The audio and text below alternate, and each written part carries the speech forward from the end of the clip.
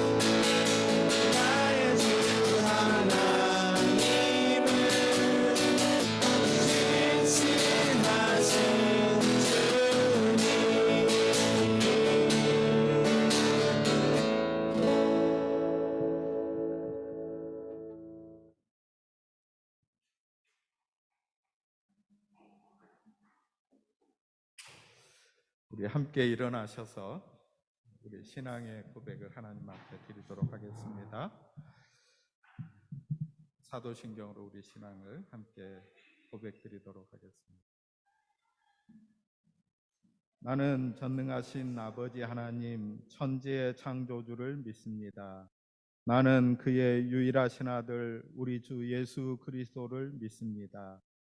그는 성령으로 잉태되어 동정녀 마리아에게서 나시고 본디오 빌라도에게 고난을 받아 십자가에 못 박혀 죽으시고 장사된 지 사흘 만에 죽은 자 가운데서 다시 살아나셨으며 하늘에 오르시어 전능하신 아버지 하나님 우편에 앉아 계시다가 거기로부터 살아있는 자와 죽은 자를 심판하러 오십니다.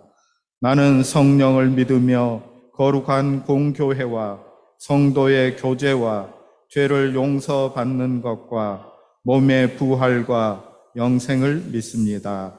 아멘. 자리에 앉으셔도 됩니다. 우리 함께 기도 드리도록 하겠습니다. 기도할 때에 곽승관 집사님 기도 인도해 주십시오.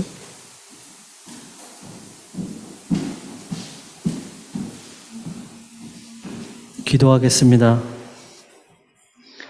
사랑이 많으신 하나님, 우리에게 새로운 날을 허락하시고 이 자리에 나와 주님께 예배드릴 수 있게 하심을 감사드립니다. 우리 삶의 주인이 되시는 주님, 한 주 동안도 세상에 나아가 세상의 것들을 쫓으며 헛된 것을 꿈꾸며 살지는 않았는지 이 시간 회개하기를 원합니다. 하나님을 믿는다고 주님의 제자 되는 삶을 살겠다고 하면서 세상에 나아가 내가 원하는 것들을 위해 눈앞의 것들만 보며 살면서 죄를 지었던 것을 고백합니다. 주님, 우리를 불쌍히 여겨 용서하여 주시고 다시금 의의 길로 인도하여 주시기를 원합니다. 우리의 마음과 영혼을 깨끗게 하여 주시고 주님 말씀 붙잡고 살 수 있는 힘을 다시 주시옵소서. 이 시간 다양한 삶의 모습으로 주님께 나와 주님 축복하여 주시고 아픈 자가 있으면 치료의 힘으로 역사하여 주시고 회복시켜 주시기를 간구합니다. 전능하신 하나님, 상한 마음 가진 주의 자녀에게도 함께하여 주셔서 위로해 주시고 주님의 사랑을 풍성히 채워주시기를 원합니다. 소망교회가 교회당 이사를 앞두고 있습니다. 좋은 것으로 예비해 주신 하나님 감사합니다. 이사하는 과정에서도 주님께서 함께하여 주시옵시고 새로운 장소에서도 오직 주님께 영광 드리며 예배 드릴 수 있게 도와주시옵소서. 이 시간 말씀 전하시는 목사님에게 주님의 능력과 힘을 더하여 주시고 말씀 전하실 때 우리의 귀를 열어주시고 주님 말씀 잘 듣고 세상에 나아가 실천할 수 있는 다짐하는 시간이 되게 함께하여 주시옵소서. 예수님 이름으로 기도드립니다. 아멘. 말씀 봉독하겠습니다. 창세기 6장 5절에서 8절 말씀입니다. 여호와께서 사람의 죄악이 세상에 가득함과 그의 마음으로 생각하는 모든 계획이 항상 악할 뿐임을 보시고 땅 위에 사람을 지으셨음을 한탄하사 마음에 근심하시고 이르시되 내가 창조한 사람을 내가 지면에서 쓸어버리되 사람으로부터 가축과 기는 것과 공중의 새까지 그리하리니 이는 내가 그것들을 지었음을 한탄함이니라 하시니라. 그러나 노아는 여호와께 은혜를 입었더라. 이것은 하나님의 말씀입니다. 주님의 은혜가 여기 하나님 앞에 나와 예배하는 우리 모두 가운데 함께 하시기를 간절히 바랍니다.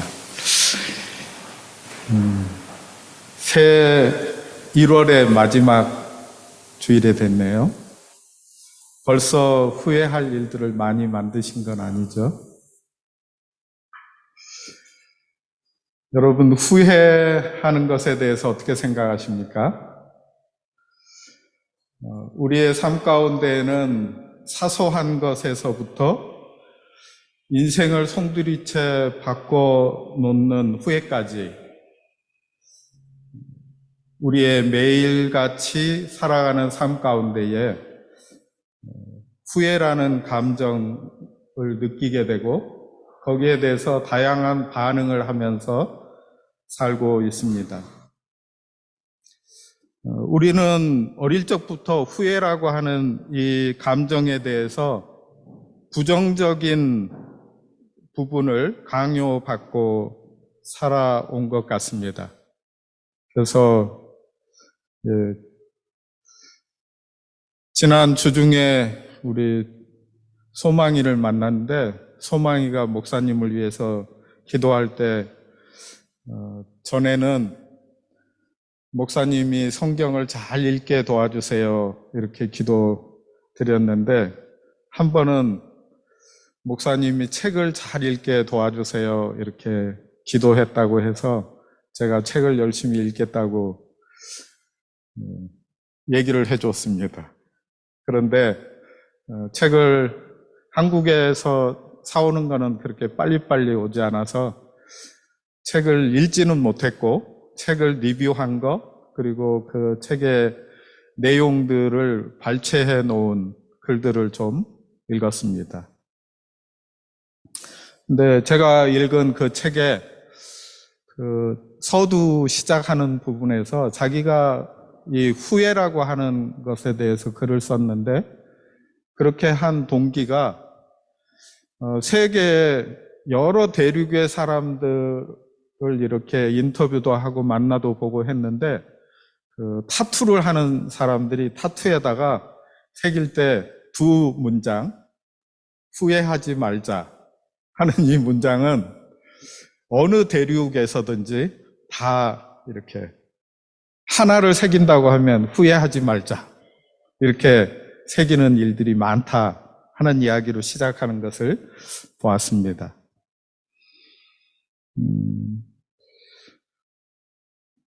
후회는 곧 실패이고 성공으로부터 멀어지는 길이다 하고, 가정에서도 학교에서도 또 사회에서도 이야기들을 하는 것을 들으면서 우리가 살아왔기 때문이죠.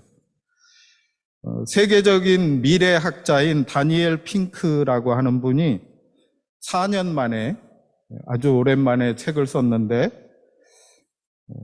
이분은 본래 새로운 미래가 온다, 드라이브 이런 책들을 썼는데, 미래의 전망 혹은 동기를 부여하는 것, 이런 것들을 주로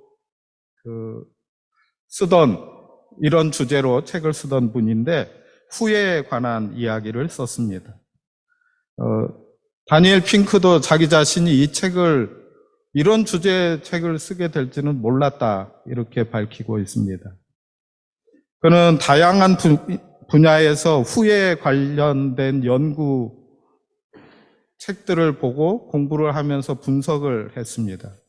그리고 세계 후회 설문조사라고 하는 프로젝트를 진행을 했는데, 이 경험을 통해서 후회에 관한 많은 관점들을 제시하게 되었습니다. 근데 이분의 결론은 후회는 고등동물만이 가진 인간의 특권이다 하는 것입니다. 이 감정을 최적화해서 활용하면 보다 나은 삶을 살 수 있다, 이런 이야기를 하고 있습니다. 이 책을 염두에 두고 생각을 해보면 성경에 하나님에 대해서 말씀을 하면서 이런 부분이 나오는 것을 발견하게 됩니다. 그동안에는 성경을 읽으면서 이 부분에 집중해 본 적은 저는 없었던 것 같아요. 오늘 우리가 읽은 창세기 6장 5절과 6절을 세 번역으로 읽어드리도록 하겠습니다. 주님께서는 사람의 죄악이 세상에 가득 차고 마음에 생각하는 모든 계획이 언제나 악한 것뿐임을 보시고서 땅 위에 사람 지으셨음을 후회하시며 마음 아파하셨다. 하나님이 후회하신다 하는 말을 하고 있습니다. 초대교회를 막 지난 시대 이후에 알렉산더의 필로라는 분은 하나님이 후회하시는 분이다 이런 말을 하는 자들은 신성 모독하는 거다. 이렇게 말을 했습니다. 하나님은 창조주이시고 초월에 계신 하나님이시므로 후회하시는 일이 없으시다 하고 말했습니다. 성경 민수기 23장 19절 말씀도 이렇게 기록이 되어 있습니다.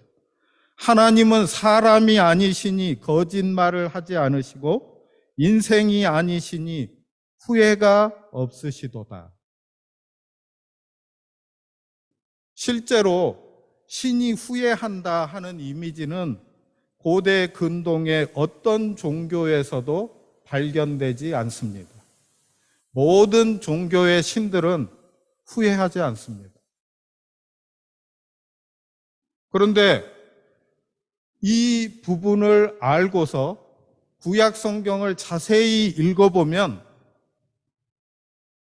인간이 후회한 이야기보다 하나님께서 후회하셨다 하고 들려주는 부분이 10배나 많습니다.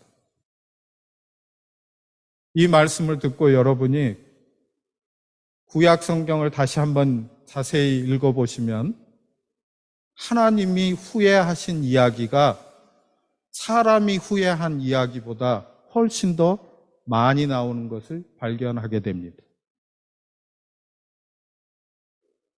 하나님의 후회는 무엇일까?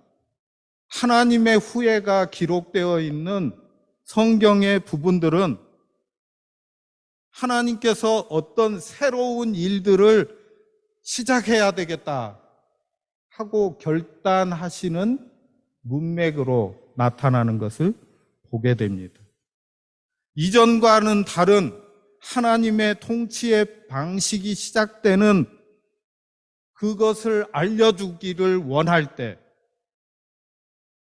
하나님의 새로운 일에 대한 신호탄을 쏘아 올리는 것처럼 하나님의 후회라는 말씀이 나오는 것을 읽게 됩니다.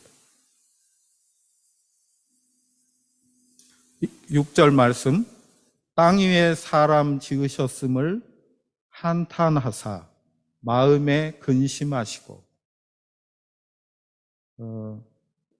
번역본마다 이 부분을 번역하는 것이 다른 말로 되어 있는 것을 발견하게 됩니다. 그러니까 본래 그러면 히브리어로 쓸 때는 어떤 단어를 썼을까? 한탄 혹은 후회, 근심, 아픔 이런 단어들이 짝으로 나오고 있는데 한탄하셨다 하는 단어의 히브리어는 나함이라는 단어입니다.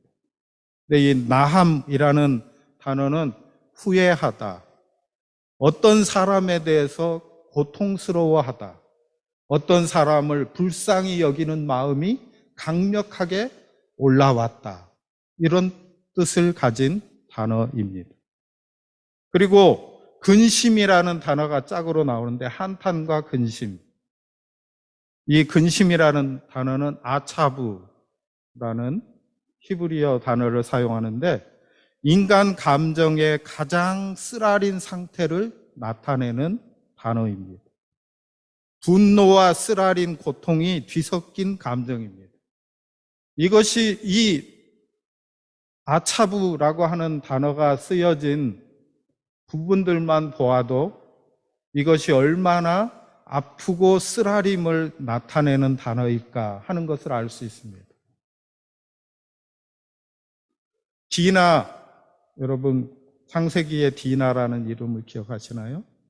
디나가 그 주변에 있는 이방 족장의 아들들에게 성폭행을 당했습니다. 이 소식을 들은 그의 오빠들이 느끼는 마음이 아차부입니다.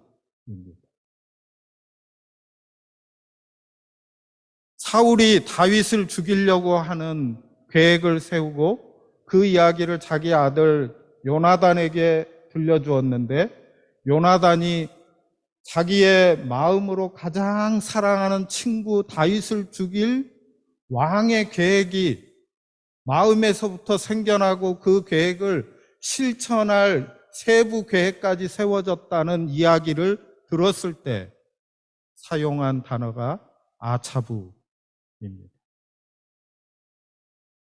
아들 압살롬이 전쟁에서 죽게 되었다.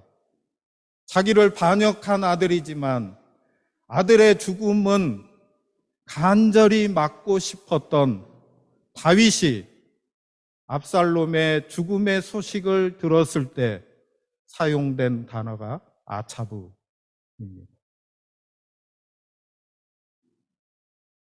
한탄 혹은 후회하는 단어와 근심, 아픔, 이 단어가 짝으로 나타나 있습니다. 하나님께서 한탄하시고 후회하시고 슬퍼하고 아파하신다는 표현입니다. 이 표현들은 하나님에게 인간의 감정을 이입해서 하나님의 일하시는 모습을 설명하는 표현 방식이지요. 창조주 하나님은 초월에 계신 하나님이십니다. 사람과 다릅니다. 물질이 아니십니다.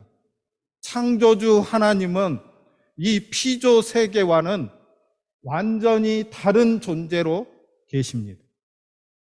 그런데 성경의 하나님은 초월에 계시는 창조주 하나님이실 뿐만 아니라 예수 그리스도 안에서 사람들 가운데 오시고 사람들과 함께 거하시면서 사람들의 아픔에 공감하시는 하나님을 드러내 보여주고 있습니다. 인격적인 하나님은 인간의 우발적인 행동에 놀라고 당황하시는 분이십니다. 하나님은 인격적이고 의지로 가득 차 계신 분이시죠. 그래서 인간과의 논쟁을 싫어하지 않으십니다. 성경을 읽다 보면 하나님과 논쟁하고 있는 여러 본문들을 마주 대하게 됩니다. 인간에게 자신을 알려주시려고 드러내 보여주시는 계시의 하나님이십니다. 인간의 죄에 대해 충격을 받기도 하시고 인간의 애절한 기도와 인간의 죄로 인한 눈물에 기꺼이 마음을 여시는 분이십니다. 한마디로 말하면 하나님은 살아계신 하나님이십니다. 그러므로 주님의 백성이 죄를 지을 때 일어나는 가장 심각한 결과는 그 누구보다도 하나님의 마음을 괴롭게 하는 것입니다. 죄의 심각성이 바로 여기 있습니다. 우리를 가장 아끼고 사랑하시는 분의 가슴에 못을 박는 행위가 된다는 것입니다. 우리가 창세기를 지금 읽어가면서 세 번째 시간이 되었습니다. 사람이 범죄하고 하나님의 뜻에 불순종하고 교만하여서 선악을 알게 하는 나무의 실과를 따먹게 되었을 때 그들의 눈이 밝아져서 하나님처럼 되었습니다. 뱀이 이야기한 것처럼 정말 사람이 하나님처럼 되었습니다. 그래서 어떤 결과가 일어났습니까? 자기들이 벗은 것을 알게 되었습니다. 3장에서는 벗은 것을 보고 부끄러워하였다고 기록했는데 이 사건이 일어나기 전에 먼저 성경은 2장에서 그들이 벗었으나 부끄러워 아니하더라고 말씀하셨습니다. 선악을 알게 하는 나무의 실과를 따먹음으로 그들은 하나님처럼 되어 눈이 열려서 스스로 벗은 것을 보았습니다. 나의 배우자가 벗은 것을 보았습니다. 서로 수치스러워하게 되었습니다.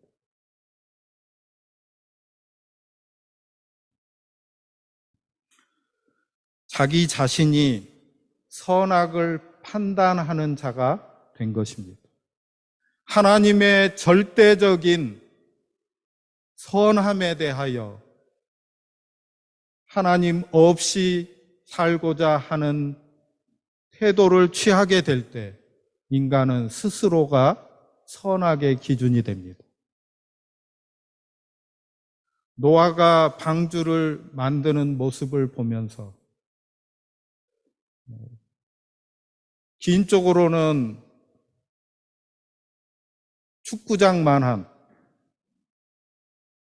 짧은 쪽으로는 축구장보다는 조금 덜한, 조금 짧은, 높이는 5층 건물 정도 되는 하층, 중층, 상층으로 되어 있던 이 노아의 방주. 어마어마한 규모죠.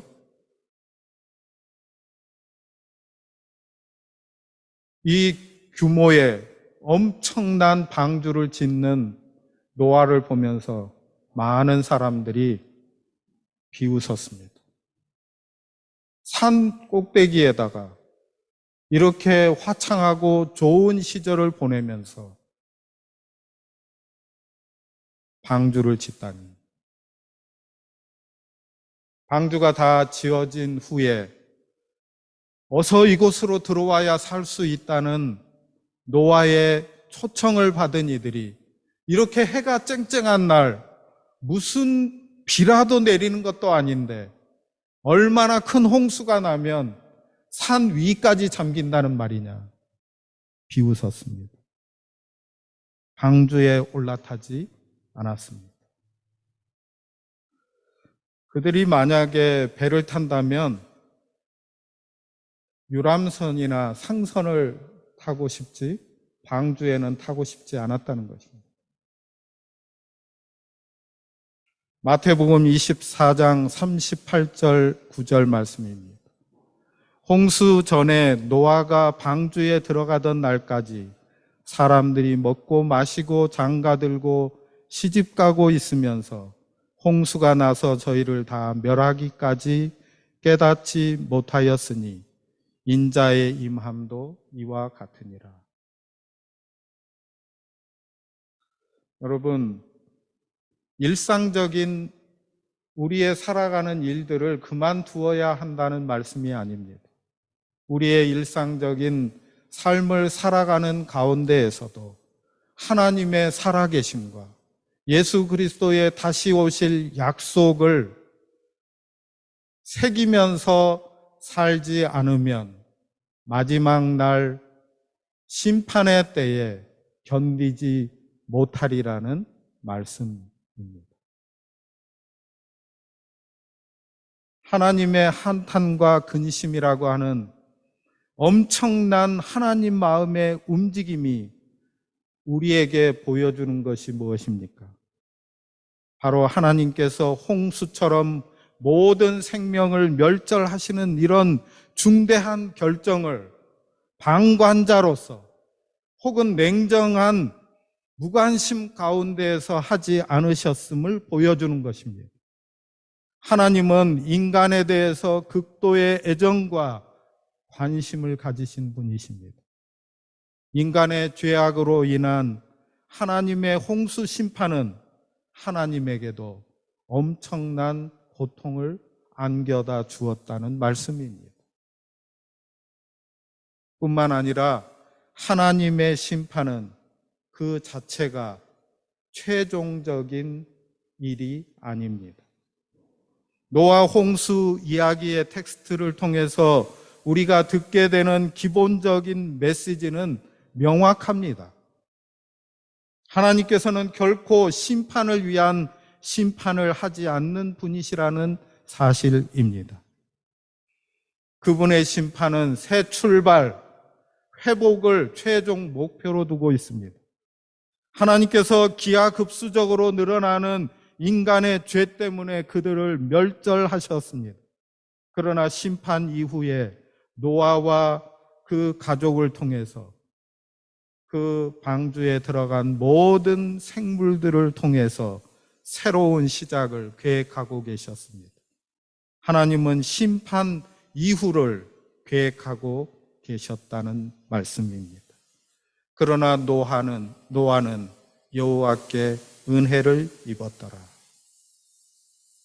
하나님의 후회는 심판으로 끝나지 않고 새로운 구원과 연결시켜주는 힘이 있습니다. 모든 생명을 삼켜버린 물이 제자리를 찾고 새로이 땅이 드러나게 되었을 때 하나님께서는 노아와 그의 가축을 통해 인류의 역사를 새롭게 창조해 나가셨습니다. 노아 홍수 이야기는 그래서 제2의 창조 혹은 새로운 창조의 드라마입니다.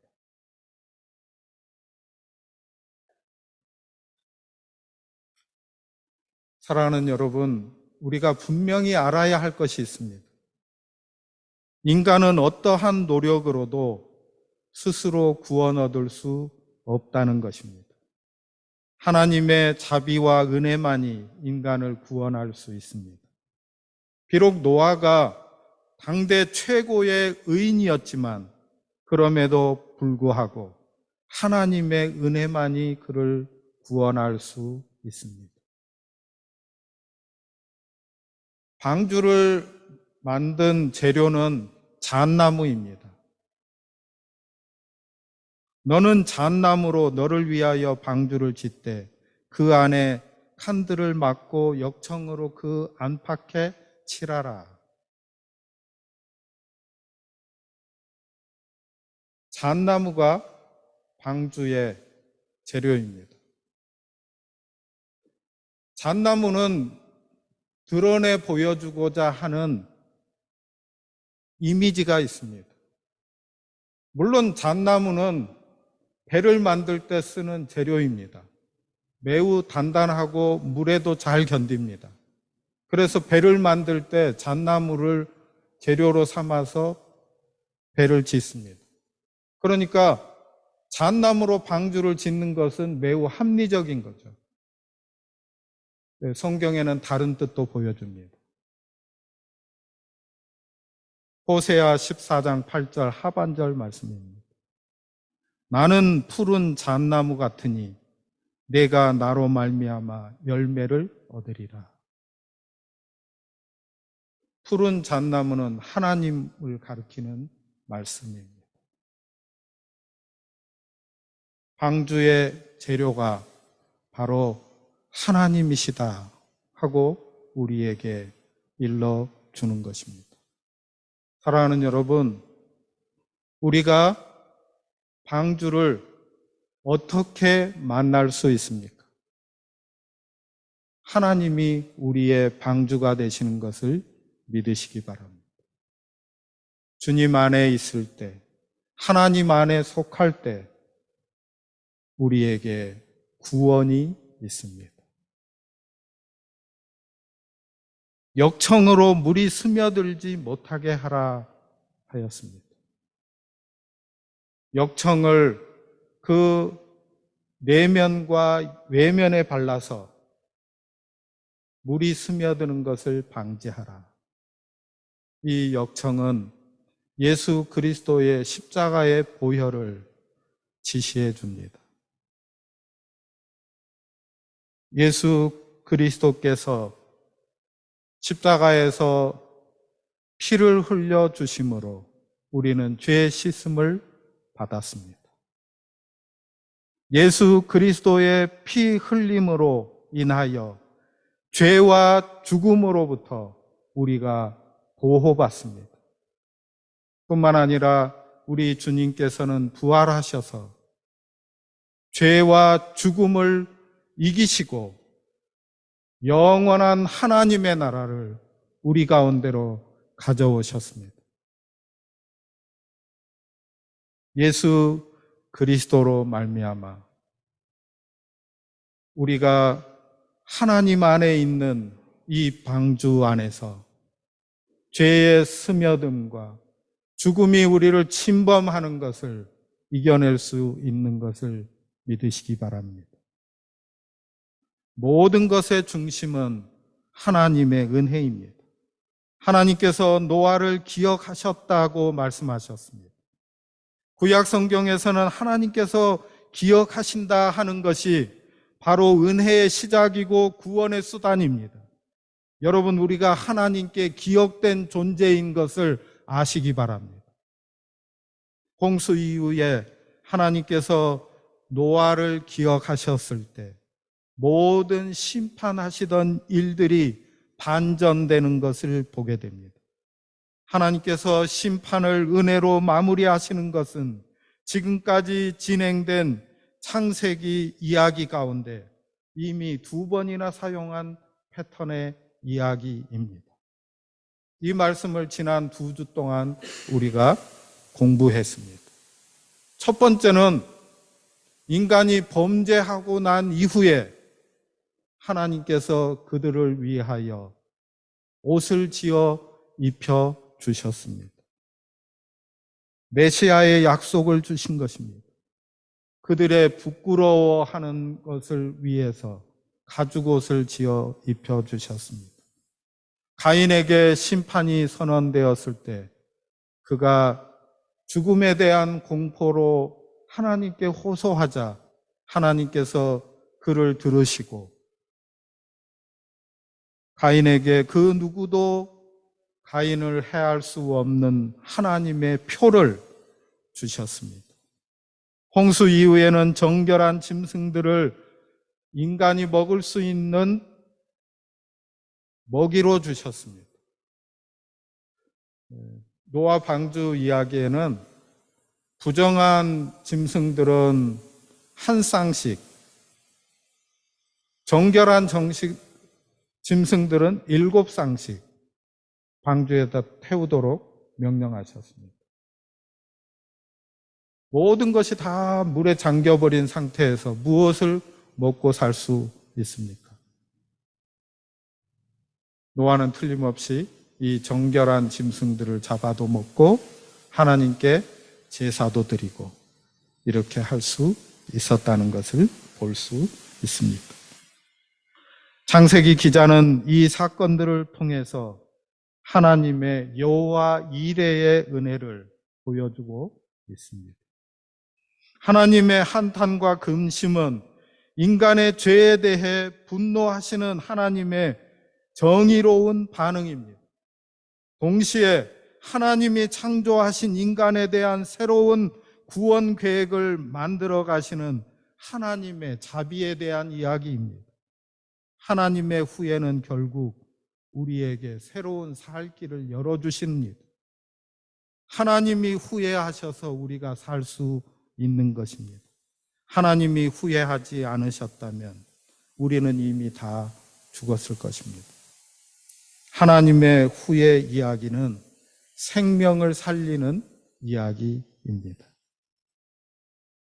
말씀을 시작하면서 제가 다니엘 핑크의 책을 소개하면서 후회에 대해서 말씀을 드렸습니다.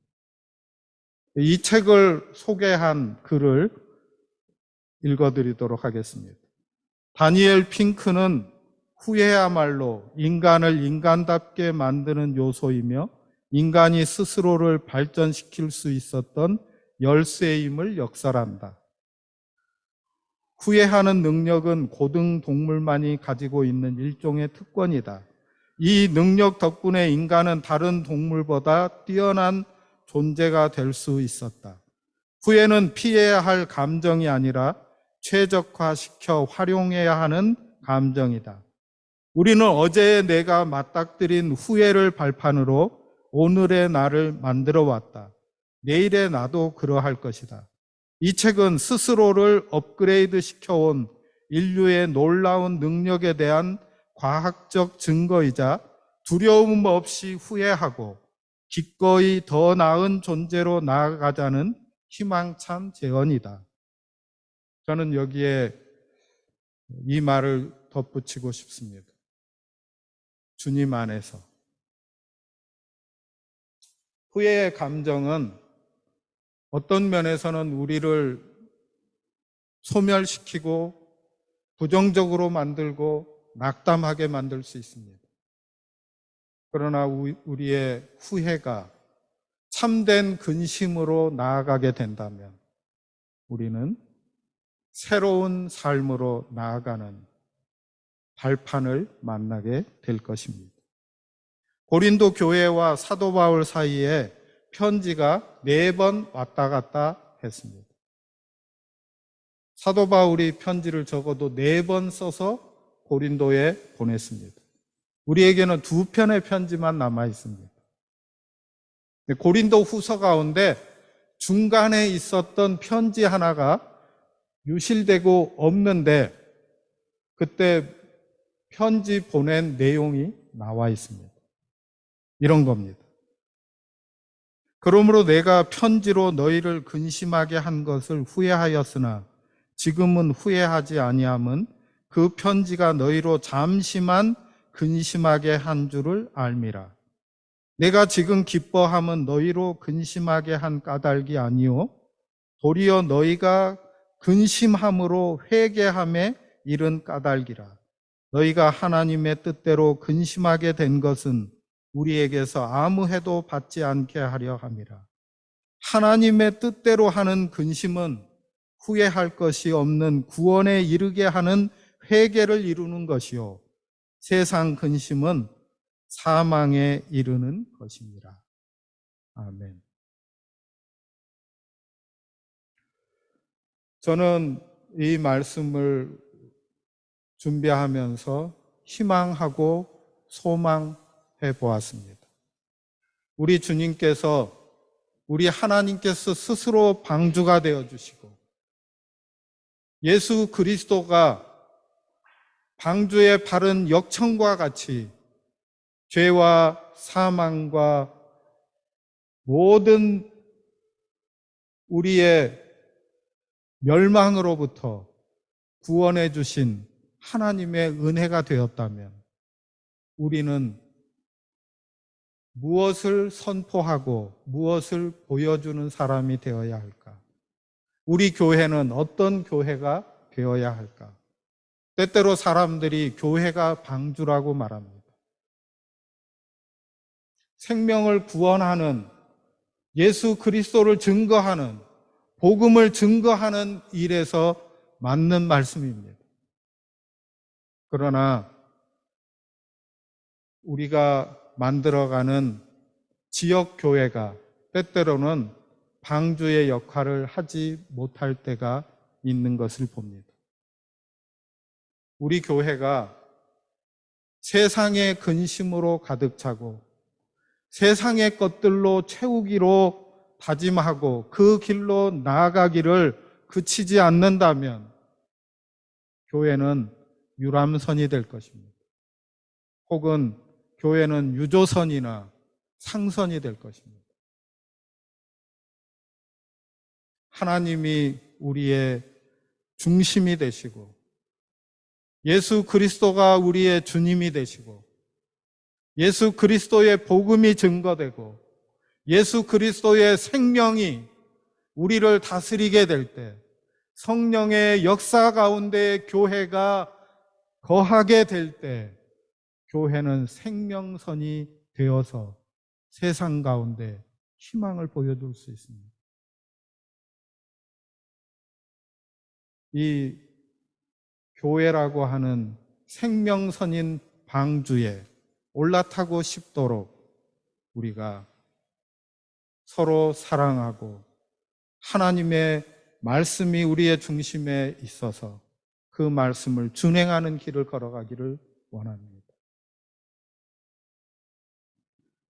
사랑하는 여러분, 죄를 미워하시는 하나님 앞에서 하나님의 뜻대로 근심하며 회개하십시다. 심판 중에라도 불쌍히 여기시고 돌이키시는 하나님께로 돌아갑시다. 하나님의 은혜와 자비만이 우리를 구원하십니다. 우리에게 생명을 주시며 새 일을 맡기시는 주님이 주신 소명, 생명을 살리는 일에 함께 헌신하시고 함께 주님이 기뻐하시는 주님이 주인이신 교회를 이루어 갑시다. 창조주이신 하나님이 예수 그리스도를 통해 임마누엘 하나님으로 우리와 함께 하십니다. 다 일어나서 우리 함께 찬양 드리도록 하겠습니다. 신실하신 하나님 함께 찬양을 드리도록 하겠습니다.